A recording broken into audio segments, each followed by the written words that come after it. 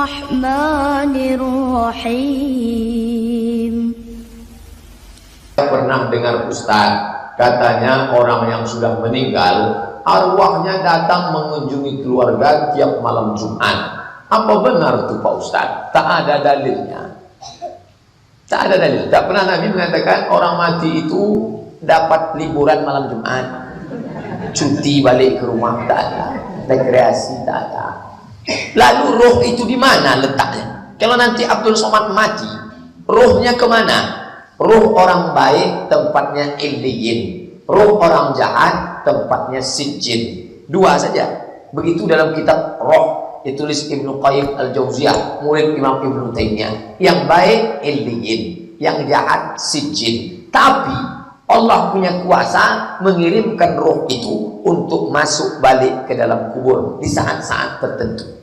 Lalu kalau saya ziarah ke kubur, Bapak Ibu ziarah ke kubur Abdul Somad, ini kubur Abdul Somad, mau puasa nih, lalu Bapak Ibu untuk almarhum Ustadz Abdul Somad Al-Fatihah.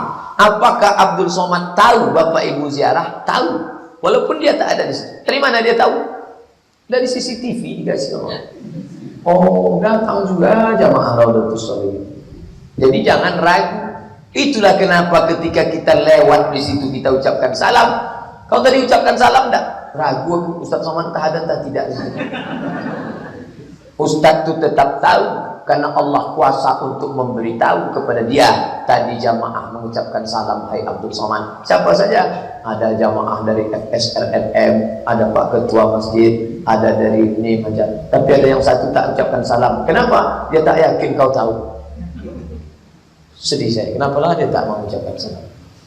Maka ucapkanlah salam. Masalah dia berada tak berada di tempat, dia tahu. Jam-jam berapa aja dia ada di situ Pak Ustaz. Belum pula ada bocoran jam itu berapa. Bocoran maklumat tentang alam barzakh itu hanya dari mulut Muhammad sallallahu alaihi wasallam.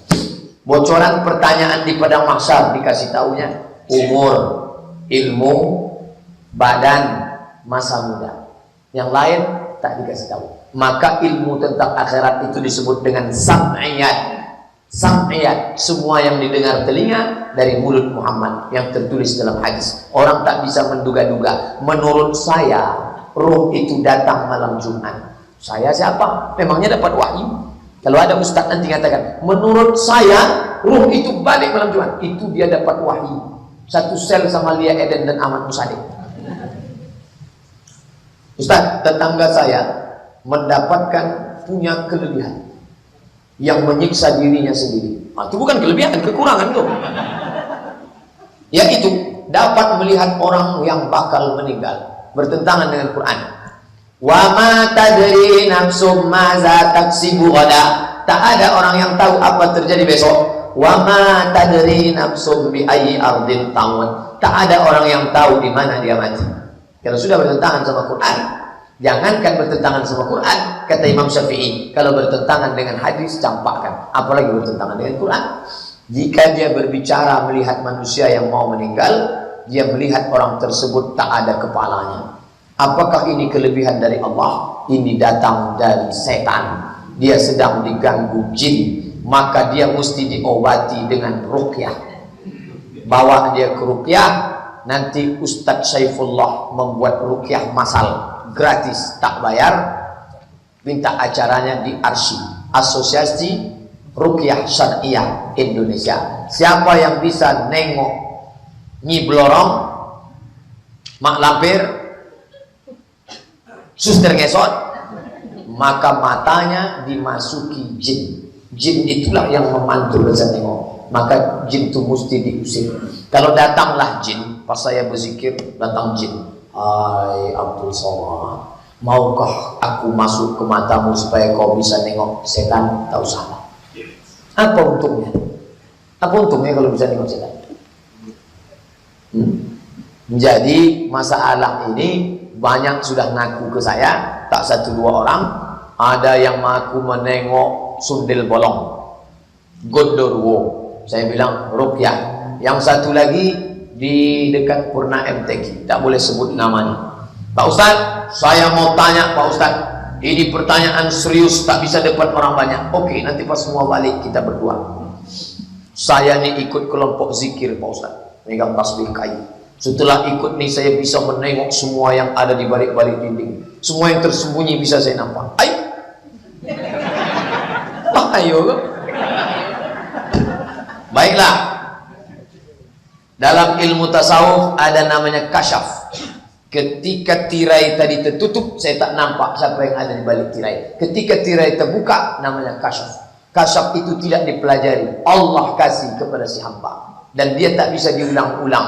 Kalau Allah berkehendak, bisa nampak. Kalau tidak, tak bisa. Umar pernah kasyaf. Ketika dia sedang khutbah, ya Sariyah Jabal, di atas mimbar. Ya Sariyah Jabal, ya Sariyah Jabal. Sariyah itu nama tentara, panglima perang.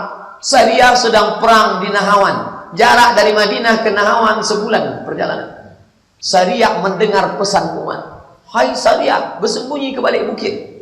Itu kasyaf. Tak bisa diulang. Tak ada siaran ulangan. Live. Tiba-tiba ibu ini mengatakan, aku bisa tahu tamu yang mau datang. Saya bilang, kasyaf terbagi dua. Kasyaf Rabbani, kasyaf ilahi, kasyaf syaitani. Bagaimana cara membedakannya? Jawab jujur. Setelah ibu bisa menengok balik-balik dinding, tahu tamu mau datang, makin ingat sama Allah atau makin lupa? Jawab. Makin lupa Pak Ustaz. Setan. Cepat ruqyah. Dia datang. Jangan sangka setan menggoda berzina. Jangan sangka setan berzoda minum khamar. Di dalam zikir pun dia datang. Makanya orang yang ikut zikir harus mengikut mursyid. Orang yang tak bermursyid, mursyid itu penunjuk jalan, guide. Dikhawatirkan dia nyasar. Karena dalam dunia spiritual susah membedakan antara Tuhan dengan hantu. Tuhan. Maka mesti ada syekh mursyid. Man la syaikha lahu, siapa yang tak bersyekh, fasyaitanu syaihuhu, setanlah syekhnya. Maka silsilahnya sampai ke Tuan Guru. Kalau tidak, mengkhawatirkan dia disesatkan setan. Alhamdulillah. Kalau ustadz bacaan imam kurang satu huruf, umpamanya begini. Ihdinas siratal mustaqim. Tidak pakai sin. Tak pakai sin, mana bunyinya? Ihdinas siratal mustaqim. Bagaimana sholat kita Pak Ustadz? Sah atau tak sah? Kalau kurang hurufnya batal. Kalau sekedar talhin itu barisnya salah atau hurufnya pakai shad jadi sin. Ihdinas siratal, masih tetap. Tapi kalau kurang hurufnya, berubah maknanya, tak sah Fatihahnya, batal salatnya. Mana dalilnya? La salata, tidak sah salat liman lam yaqra bi Fatihatil kitab, bagi orang yang tak baca Fatihah. Andai terjadi macam itu, mana tahu musafir ke Medan, musafir ke Jambi, mampir ke masjid, tiba-tiba dapat imam yang tak lengkap 4 sehat 5 sempurna. Maka sholat itu diulang balik. Namanya sholat i'adah. Sholat itu terbagi 3. Sholat pertama adah, sholat kedua qadha.